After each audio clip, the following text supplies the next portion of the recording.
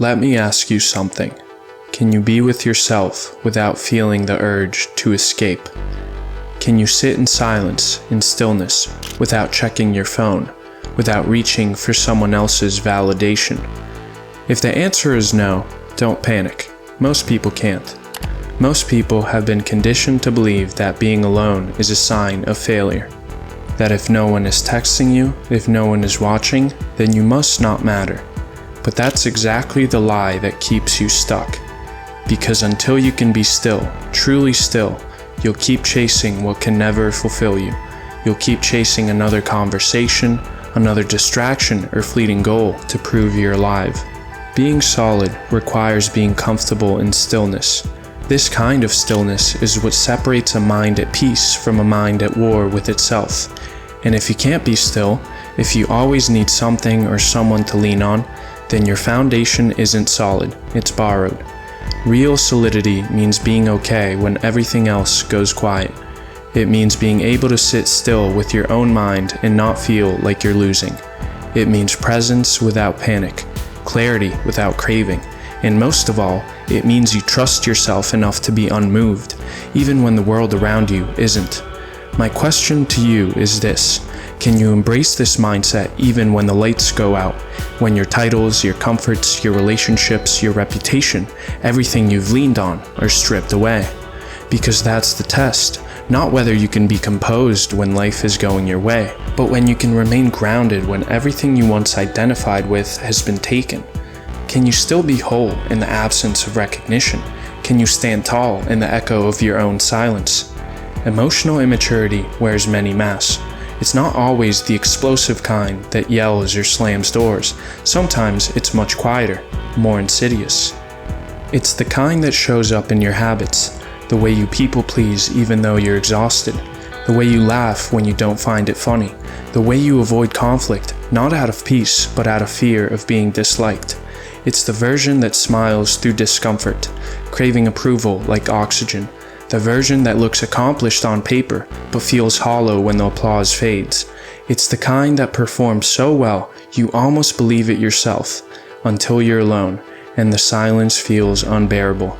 This kind of immaturity doesn't scream, it hides, it conforms, it survives, but it does not grow.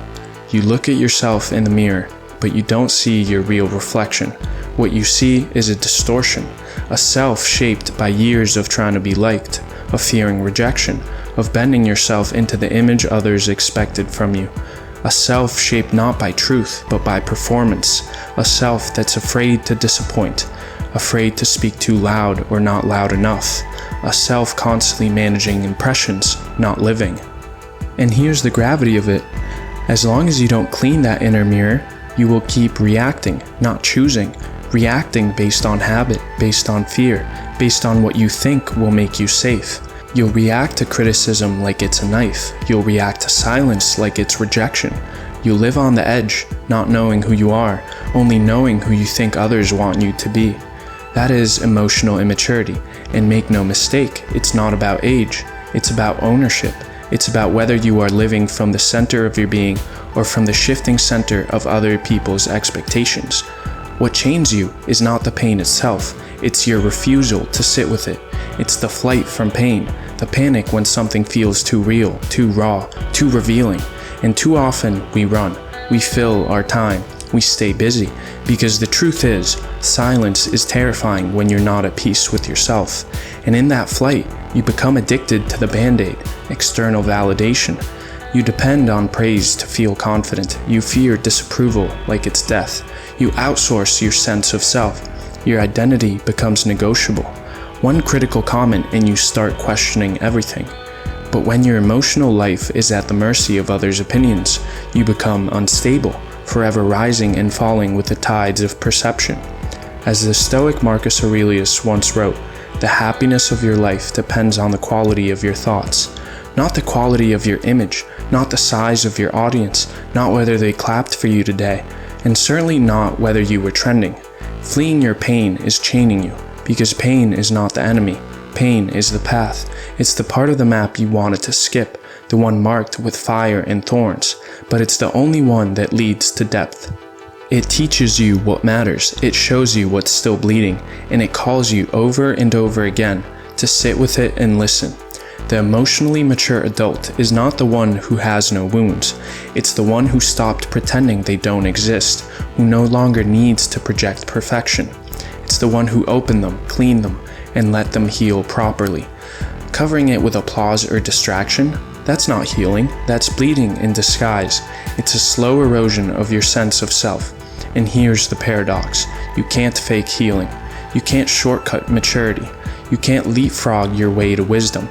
You have to sit with it. You have to live it. A great individual does not seek to control all circumstances. He masters his reaction to them, not just once, but over and over again.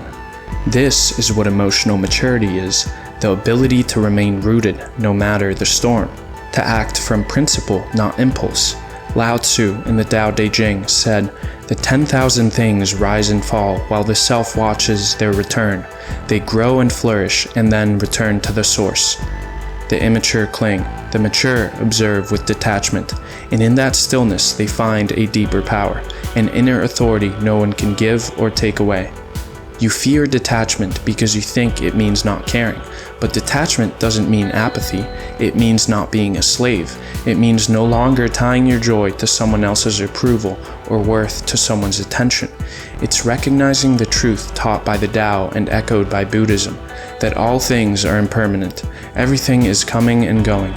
As written in the Tao Te Ching, the master sees things as they are without trying to control them.